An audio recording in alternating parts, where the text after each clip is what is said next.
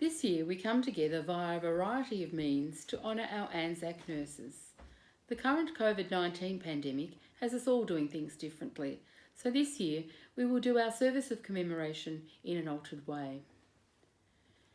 Let me start by asking you to spare a thought for all the nurses who have served. Wherever Australian servicemen have served, so too have there been Australian nurses there to care for them. Before Federation, a Victorian nurse would make the supreme sacrifice in South Africa during the Boer War. Nurse Fanny Hines from Inglewood was the first Australian nurse to die on active service. Sister Anderson wrote that she had died of an attack of pneumonia, contracted in devotion to duty. She was quite alone with as many as 26 patients at one time, no possibility of assistance or relief, and without sufficient nourishment. Then came the Great War. During World War I, 25 Australian nurses would lose their lives. They would be on hospital ships not far from the fighting on the shores of Gallipoli, at Lemnos, where they would treat the wounded, and they would be in Egypt, tending the sick and injured. Later in the war, they would serve in Italy and Belgium and France, in appalling conditions far from home. They would try to give the wounded soldiers a little piece of Australia, making their patients' stay as comfortable as possible, even providing them with independently sourced food, like eggs, to improve their morale, and they would be there at the end of the soldier's life when no more could be done. They would write home to the families of those who perished with the words of comfort for a grieving mother or wife. They would survive an extremely cold winter with no reprieve. When the end of the World War I would come, still more would be involved in the care of those who succumbed to the Spanish influenza. Just under 21 years later, Australia would be at war again, at first with the Germans, who would be an unyielding enemy. Then in 1941, the Japanese would also prove themselves to be a formidable enemy. Margaret de Mestre would be the first recorded Australian Army Nursing Service nurse to die on the Australian hospital ship Manunda in Darwin on the 19th of February 1942. After the ship was bombed, 11 nurses would die on the 14th of May in 1943 on the hospital ship Centaur when it was torpedoed off the coast of Queensland. Only one of them would survive. With the fall of the impenetrable fortress of Singapore, the Allies were caught scrambling for safety. The nurses who had been in Malaya had been evacuated to Singapore to relative safety. The nurses cared for the sick and injured under very trying circumstances. Eventually, the call to evacuate came. No one volunteered to leave.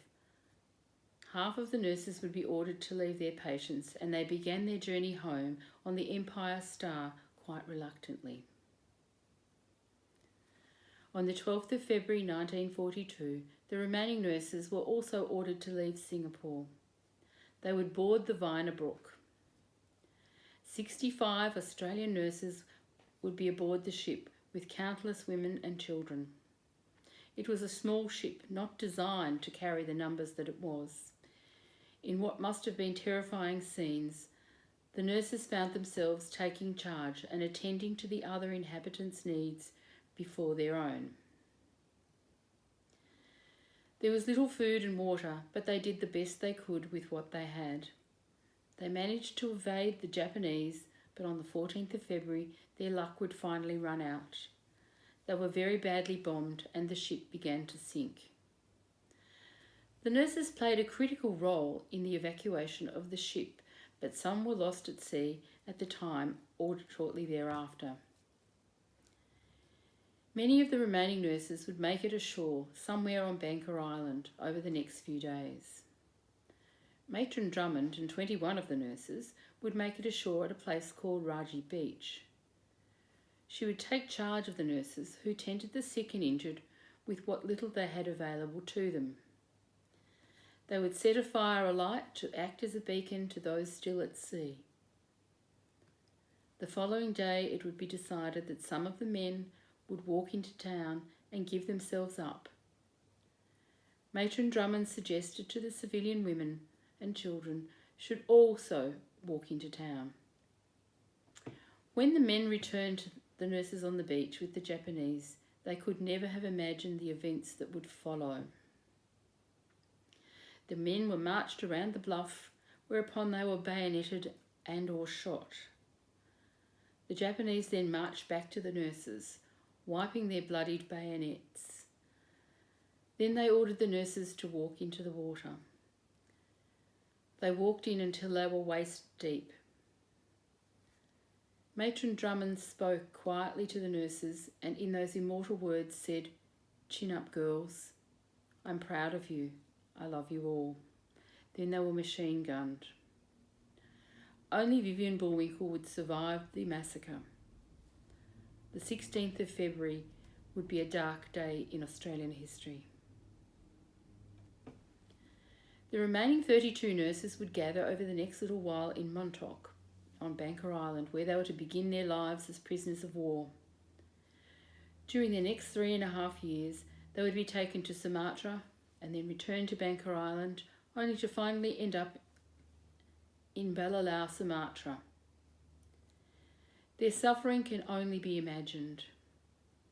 Words cannot express the deprivation that these nurses would have to endure as captives. The starvation, the disease, and the uncertainty of captivity would prey on them. 8 more nurses would die in captivity. On the 16th of September 1945, their day of liberation, there would only be 24 of the original nurses in the camp. They had survived. Australian nurses have lost their lives in conflicts and peacekeeping forces that have followed World War II. But whilst in the camps of Sumatra, the nurses decided to open a centre in memory of their fallen colleagues. There would be no stone edifice with which to remember them. It would be a living memorial. With courage and determination, this occurred. So, on the 19th of February 1950, the Australian Nurses Memorial Centre would open its doors. This year we celebrate our 70th anniversary. 431 St Kilda Road, Melbourne would open. It would be a centre for the nurses to gather, to share stories, to remember the fallen, and it would be a place where learning could occur and be encouraged through scholarships. It is as true today as it was back then. We are a living memorial. This is a story of Australians, a story of nurses, a story of women, a story of sacrifice, a story of courage and determination, and a story that we must never forget, lest we forget.